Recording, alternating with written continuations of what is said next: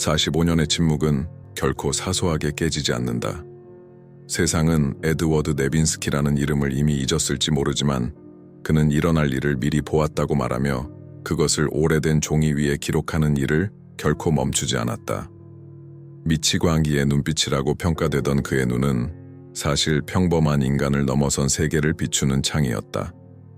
수십 년 동안 정신병원에 갇혀있던 그가 마침내 그 문을 넘어섰을 때 밖으로 걸어 나온 것은 단순한 노인이 아니었다. 반세기 동안 봉인되어 있던 하나의 예언이 정해진 시간을 맞아 세상 밖으로 나온 것이었다.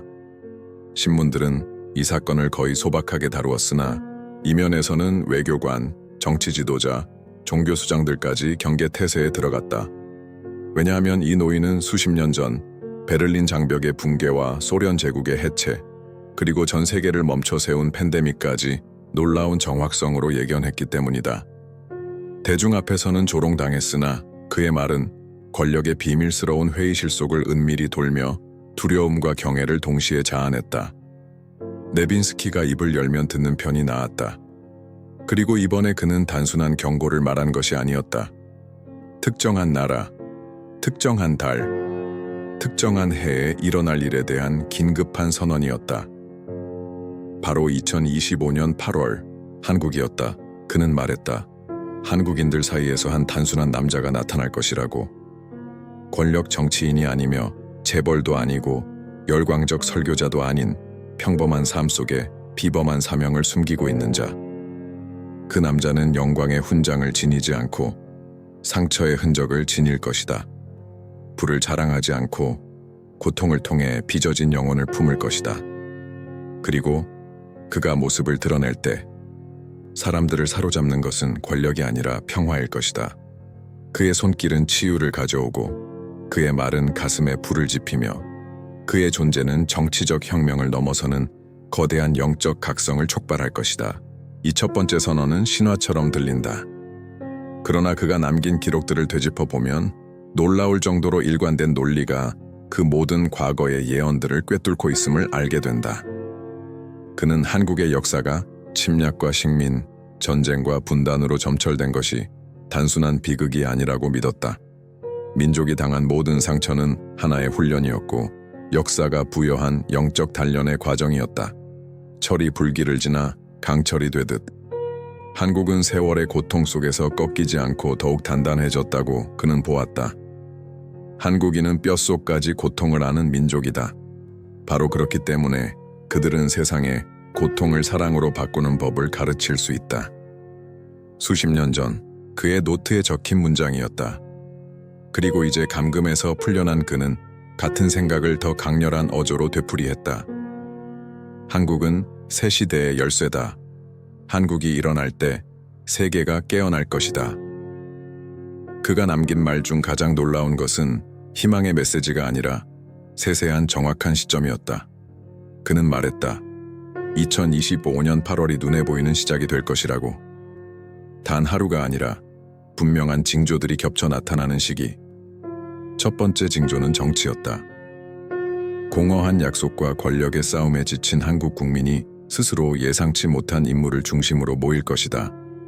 그 인물은 권력을 원하지 않지만 대중의 힘에 의해 그 자리에 세워진다. 권력을 바라지 않는 자, 그러나 권력이 그를 찾을 것이다. 네빈스키는 그렇게 적었다. 두 번째 징조는 영적이었다. 수백만의 사람들이 기이한 꿈을 꾸고 설명할 수 없는 직감을 느끼며 삶 너머의 부름을 감지하기 시작한다. 어떤 이는 안정된 직업을 버리고 어떤 이는 단순한 삶으로 돌아서며 많은 이들이 처음으로 보이지 않는 것을 갈망하게 된다. 조용한 탈출이 일어날 것이다. 안에서 밖으로 솟아나는 결코 막을 수 없는 운동이다. 그리고 마지막 세 번째 징조는 사회의 본질적 변화였다. 경쟁 위주의 체계가 협력으로 바뀌고 착취의 시장은 나눔으로 이동하며 성공의 척도는 부가 아니라 조화로 전환된다. 한국은 인류 최초로 영혼을 치유하는 산업, 곧 영혼의 치료 산업의 발원지가 될 것이라고 그는 보았다. 기업과 정부는 단순히 물질을 생산하는 것을 넘어 사람의 내면을 회복하는 일을 맡게 될 것이다. 이 모든 것이 믿기 어렵게 들리지만 누가 감히 무시할 수 있겠는가? 거의 반세기 동안 80%가 넘는 적중률을 보여온 예언자를 더욱이 현실은 이미 그의 말과 닮아 있었다. 정당과 제도에 대한 불신의 증가, 명상과 영적 수련의 폭발적 확산, 세계적 차원에서 한국 문화에 대한 이끌림, 흩어져 있던 퍼즐 조각이 하나둘 맞춰지기 시작한 것이다.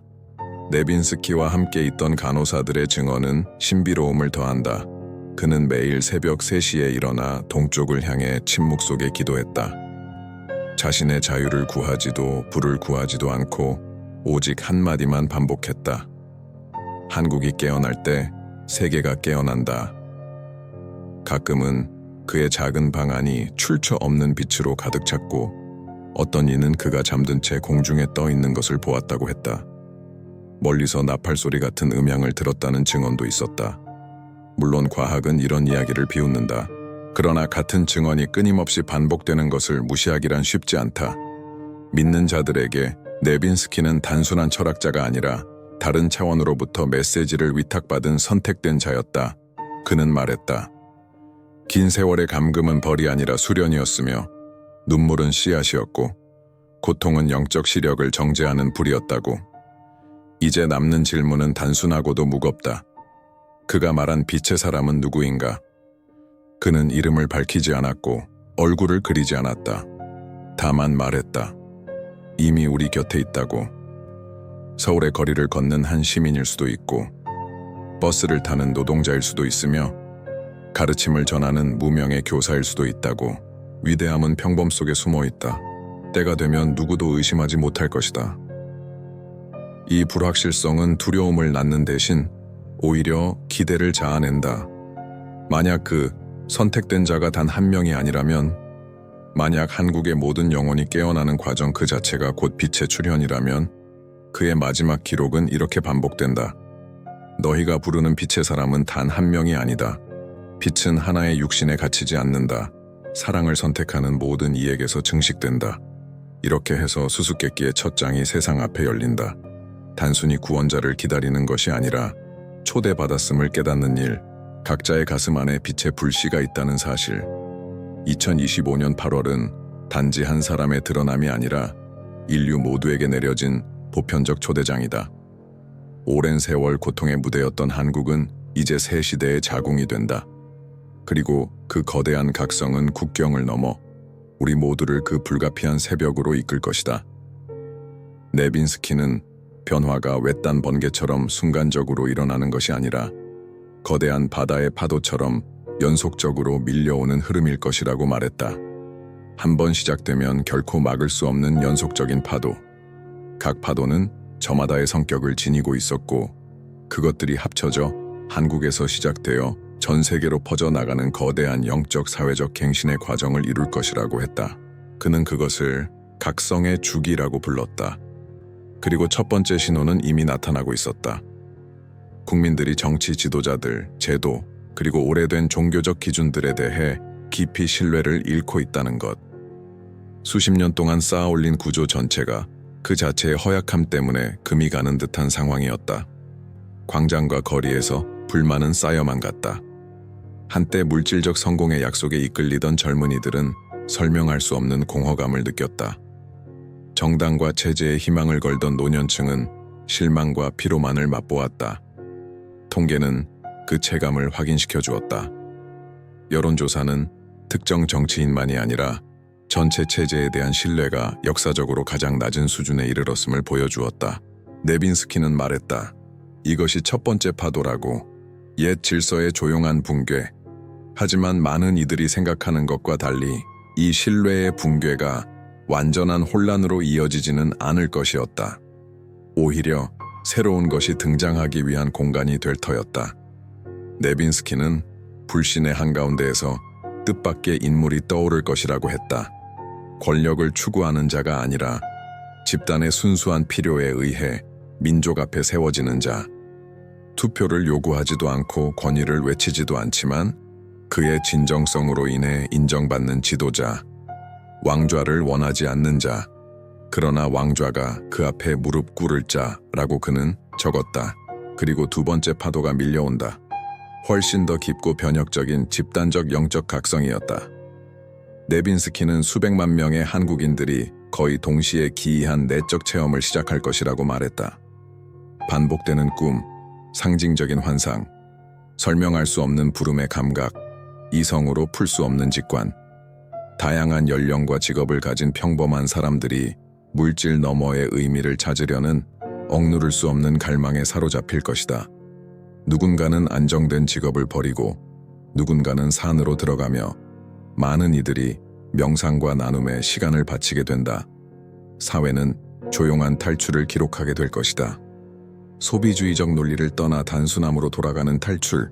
네빈스키는 이 움직임을 땅 밑을 흐르다 폭발하는 지하수에 비유했다. 이미 징조가 보이고 있다고 그는 말했다.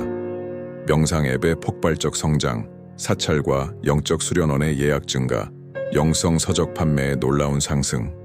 각각은 단순한 시장 현상 같지만 합쳐보면 더 큰 그림을 드러냈다. 한국 사회 전체가 새로운 집단적 공명 상태로 들어가고 있는 듯했다. 그는 중요한 주석을 덧붙였다. 이 영적 각성은 균일하지도 직선적이지도 않을 것이다. 어떤 이는 저항하고 어떤 이는 비웃고 많은 이들은 혼란스러워할 것이다. 그러나 이 움직임의 힘은 마른 풀에 붙은 불과 같아서 단 한 불씨로도 순식간에 무리를 휘감을 것이다. 하나의 깨어난 영혼이 주변 열을 일으킨다. 열은 백을, 백은 천을. 그렇게 몇 달 만에 파도는 막을 수 없게 된다. 세 번째 파도는 가장 혁명적이었다. 그것은 새로운 사회 모델의 탄생이었다. 네빈스키에게 한국은 세계 최초로 영성화된 경제를 구축하는 나라가 될 것이었다. 그는 특정 종교의 강요나 단일한 교리를 말하지 않았다. 오히려 가치관의 변화가 사회적 공존의 기반 자체를 바꾸는 일이었다. 경쟁은 협력으로 바뀌고 이익은 성공의 유일한 기준이 되지 않으며 축적보다 나눔이 더 중요해진다. 기업은 재정적 목표뿐 아니라 인간 성장의 목표를 포함시키고 정부는 영적 복지를 위한 정책을 만든다. 명상을 위한 공공공간, 국가 차원의 정서 건강 프로그램, 공동체 조화를 위한 지원책 등이 마련된다. 이것은 거의 유토피아적 그림처럼 보였지만 네빈스키는 확신에 차서 말했다. 이 모든 것이 과정 시작 후 3년 안에 이루어질 것이라고. 위에서 강제로 내려오는 것이 아니라 민중 스스로의 자발적 갈망에서 솟아날 것이라고. 의미에 대한 갈증이 돈에 대한 굶주림보다 커질 때 어떤 힘도 변화를 막을 수 없다. 더 놀라운 것은 이 파도들이 한국에만 머물지 않을 것이라는 점이었다. 거기서 시작된 변화는 영적 전염병처럼 전 세계로 퍼질 것이었다. 먼저 이웃 국가들이 그 반향을 느끼고 이후 다른 아시아 국가들, 마침내 서구 대륙에까지 파급된다. 군대나 조약이 아니라 새로운 삶을 찾아낸 민족의 본보기로 전파되는 것이다. 전쟁과 위기에 지친 세상은 한국을 바라보며 묻게 될 것이다. 그들은 어떻게 해냈는가? 그리고 그 질문이 변화를 여는 문이 될 것이다. 하지만 밝은 미래를 그리면서도 네빈스키는 길이 시험을 동반한다고 거듭 강조했다. 낡은 질서의 붕괴는 충격을 가져올 것이다. 금융 붕괴, 정치적 불안, 새로운 흐름에 적응하지 못하는 이들의 절망, 그것은 집단적 분만과도 같아서 고통스럽지만 피할 수 없는 과정이었다. 그는 특별히 노인과 어머니들의 역할을 강조했다. 그들만이 새로운 시대를 가장 먼저 느끼고 알아볼 것이라고.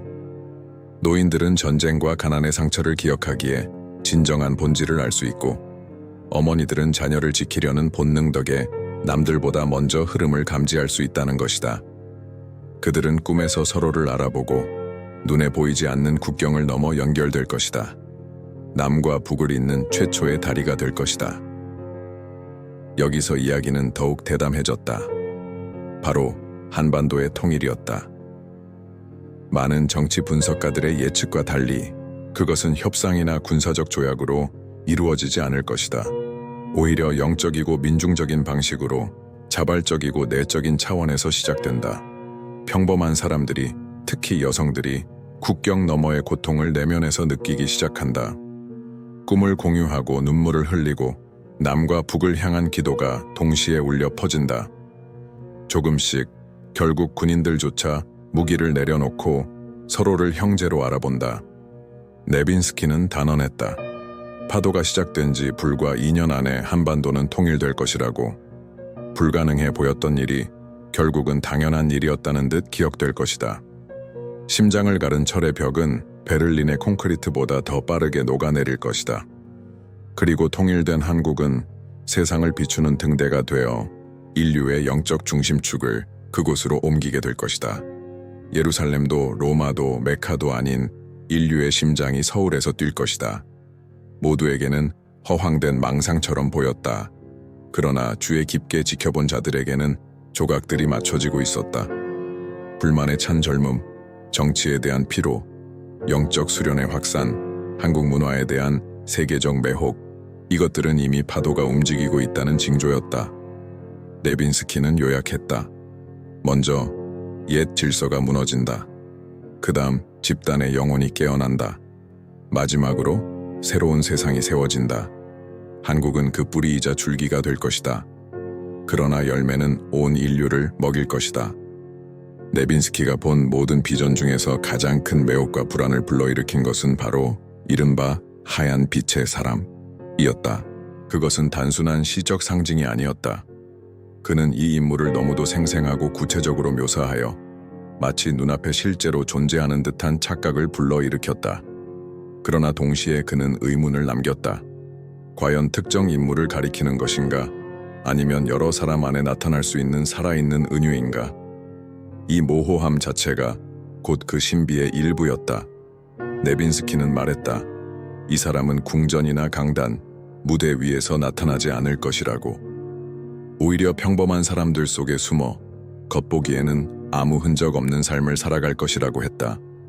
새벽에 버스를 타는 노동자일 수도, 작은 식당에서 점심을 먹는 이일 수도, 서울의 어느 동네나 시골 마을의 이름 없는 이웃일 수도 있다. 비범함은 평범함 속에 숨어 있다. 그는 그렇게 적었다. 세상은 왕관이나 성스러운 옷, 불을 통해 그를 찾으려 해서는 안 된다. 하얀 빛의 사람은 가진 것으로 구별되지 않고 그가 무엇이 되었는가로 구별된다. 그의 나이는 네빈스키에 따르면 40에서 50 사이. 기억과 고통으로 가득한 깊은 눈빛이 첫 번째 표식이었다. 공허한 눈빛이 아니라 시면을 지나고 패배를 겪고 배신을 맛보고 고독을 견뎌낸 흔적이 담긴 눈빛. 그는 어둠 속을 걸었지만 그 속에서 쓴맛이 아니라 연민을 길어냈다. 그는 고통을 안다. 그렇기 때문에 치유할 수 있다. 네빈스키는 단언했다. 그리고 그를 구별하는 3가지 표식이 있었다. 첫째는 치유의 손길이었다. 그것은 과장된 기적극이나 종교적 쇼가 아니었다. 매우 조용하고 미묘한 힘. 그와 스친 사람들은 깊은 불안이 사라지고 감정의 상처가 아물며 심지어 육체적 질병까지도 나아짐을 경험할 수 있었다. 그는 결코 자신을 치유자라 부르지 않을 것이며 어떤 힘도 주장하지 않는다. 치유는 그저 그의 존재에서 흘러나오는 자연스러운 결과였다. 둘째는 설명할 수 없는 끌림이었다. 그와 가까이 있는 이들은 오래된 친구를 만난 듯한 친밀감을 느꼈다. 아이들은 두려움 없이 그에게 달려가고 동물들은 본능적으로 그를 따른다. 심지어 처음 본 낯선 이들도 자신의 가장 깊은 고통을 털어놓고 싶어진다. 그의 말은 단순하고 겸손했지만 그 안에 스며든 진실은 가슴을 불태우고 마음을 평온케 했다. 셋째는 예언의 말이었다. 그는 자신을 예언자라 생각하지 않았지만 무심코 흘린 말들이 현실이 되곤 했다. 오늘 하늘이 열릴 것이다 라고 말하면 구름이 흩어졌다. 더 큰 선이 올 것이다 라고 속삭이면 기이한 사건들이 연이어 일어났다. 그러나 그는 스스로 공을 주장하지 않았다. 많은 경우 자신의 입술이 더 큰 힘의 도구가 되었음을 조차 인식하지 못했다. 그리고 또 하나 놀라운 점이 있었다. 그는 자신의 정체를 알지 못한다는 것이다. 스스로를 구원자라 선포하는 메시아적 인물들과 달리 하얀 빛의 사람은 자신의 사명을 자각하지 못한 채 살아간다. 그는 질문과 의심, 심지어 두려움까지 지닌다. 우상처럼 멀리 있는 존재가 아니라 과정 속에서 배워가는 평범한 인간이다. 네빈스키가 말하길 바로 이것이 예언의 아름다움이었다. 위대함이 평범 속에 숨어 있다는 것. 그렇다면 이렇게 미묘한 인물을 어떻게 알아볼 수 있을까? 네빈스키는 대답했다. 그것은 시험이나 칭호가 아니라 때가 되었을 때 드러날 것이라고 그는 한 장면을 묘사했다. 수천 명이 모인 자리에서 누군가가 갑자기 쓰러진다. 그 순간 하얀 빛의 사람이 본능적으로 다가와 손을 내밀고 그 순간 믿을 수 없는 일이 벌어진다. 하늘이 열리고 사람마다 다른 환영을 본다. 어떤 이는 하얀 빛을, 어떤 이는 무지개를, 어떤 이는 천사를. 그러나 모두가 똑같은 것을 느낀다. 압도적인 사랑과 평화. 그것이 바로 부정할 수 없는 표식, 의심의 여지가 없는 순간이다. 네빈스키는 또 말했다. 한국의 어머니들이 가장 먼저 그를 알아볼 것이라고. 지식인도, 종교 지도자도, 권력자도 아니었다. 생명을 낳고 돌보는 데서 비롯되는 직관과 본능. 그 민감한 감수성으로 어머니들은 가장 먼저 마음속으로 깨닫는다. 그가 바로 그 사람이다.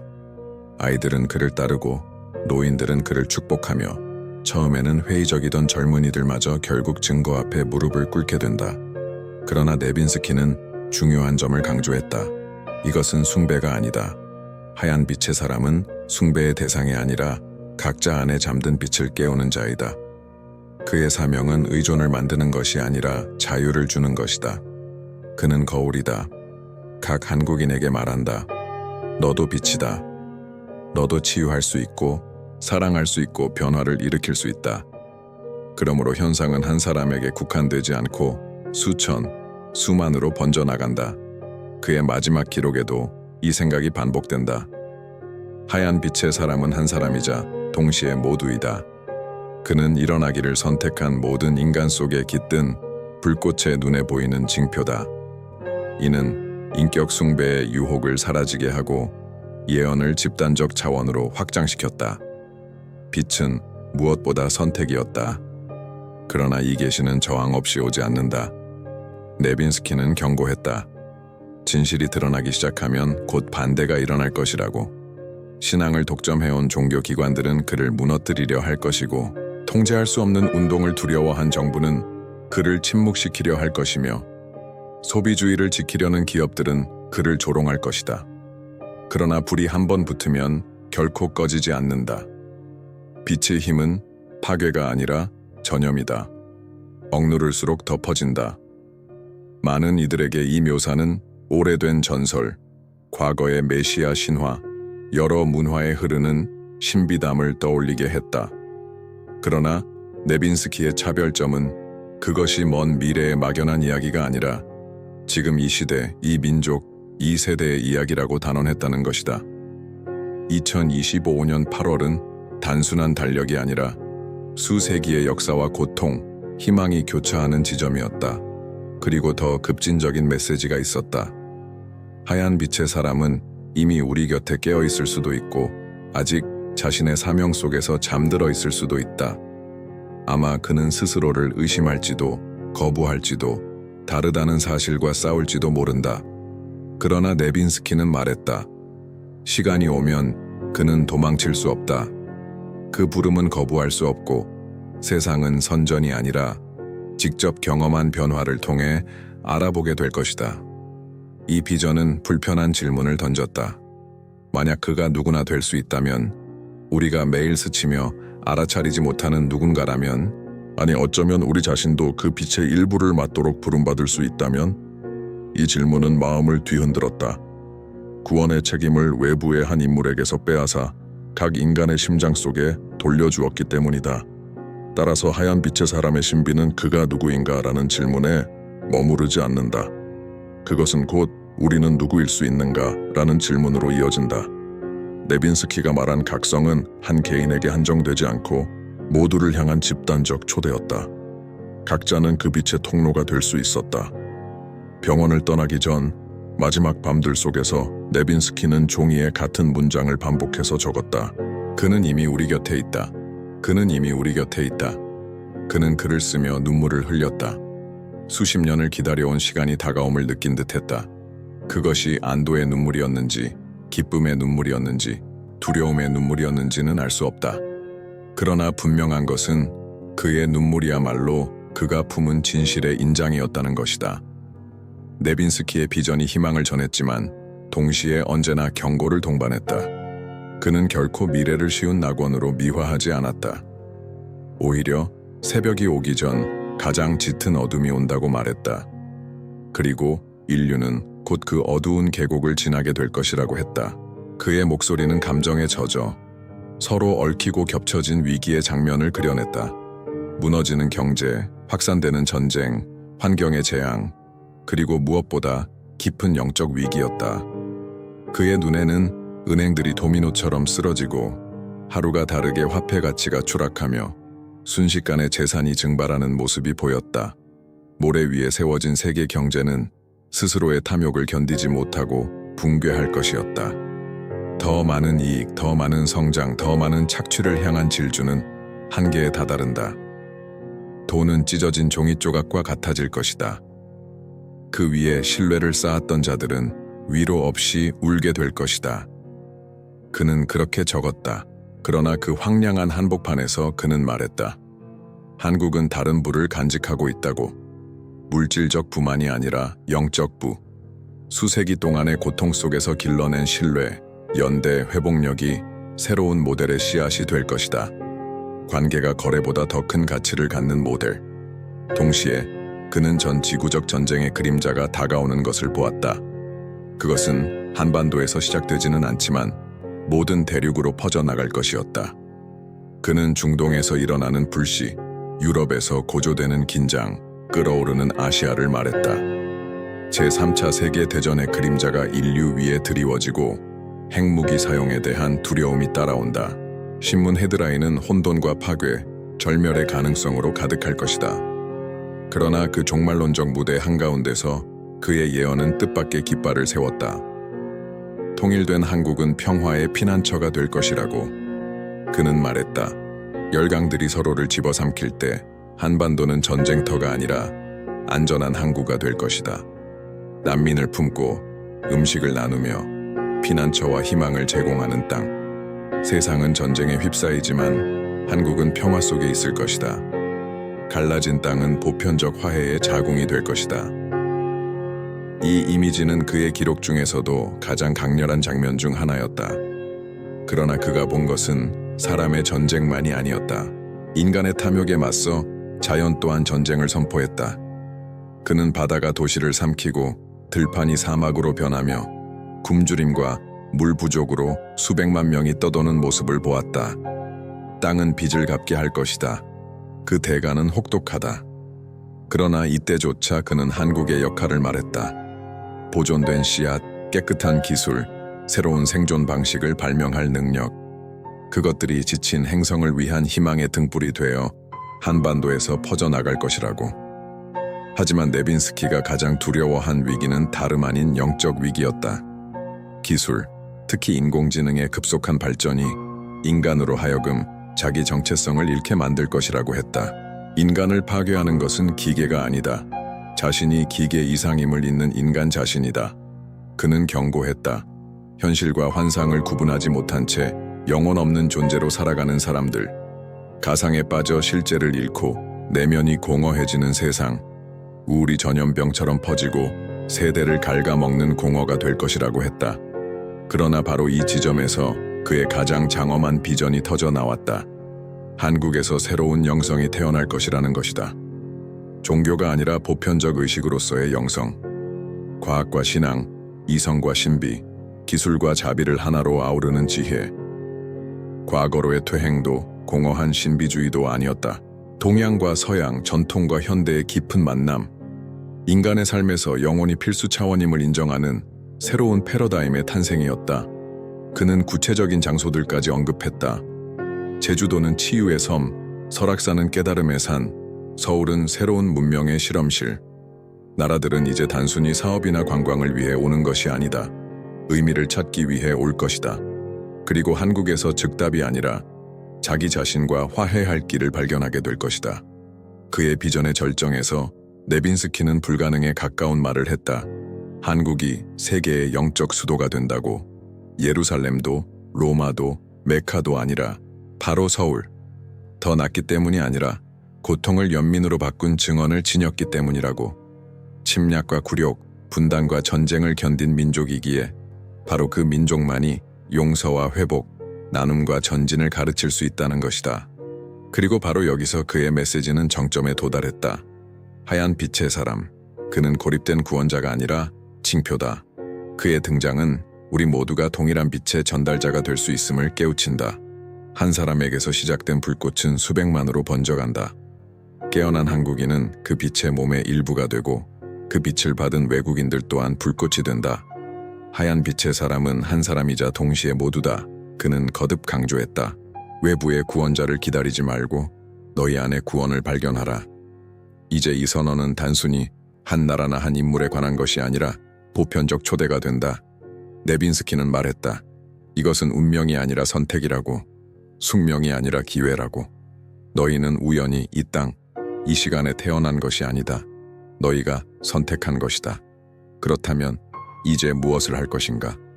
삶의 끝자락, 쇠약해진 그는 한국어로 편지를 썼다. 정식으로 배운 적 없는 언어였다. 간호사가 물었다. 누구에게 쓰는 편지입니까? 그는 미소를 지으며 대답했다. 아직 태어나지 않았지만 이미 한국의 심장 속에 있는 자들에게. 그 편지의 첫 문장은 망치처럼 울렸다. 너희는 운명에 의해 선택된 것이 아니다. 너희가 이 운명을 선택한 것이다. 그의 메시지의 본질은 분명했다. 미래는 피할 수 없는 짐이 아니라 초대장이다. 2025년 8월은 낯선 이가 인류를 구하는 날이 아니라 우리가 스스로 새로운 세상을 세우기로 결단하는 시간이다. 하얀 빛의 사람은 찾아야 할 누군가가 아니라 우리 안에서 깨워야 할 무엇이다. 밤이 가장 어두울 때 새벽은 가장 가깝다. 그는 마지막 장에 그렇게 적었다. 새벽은 한국에서 올 것이다.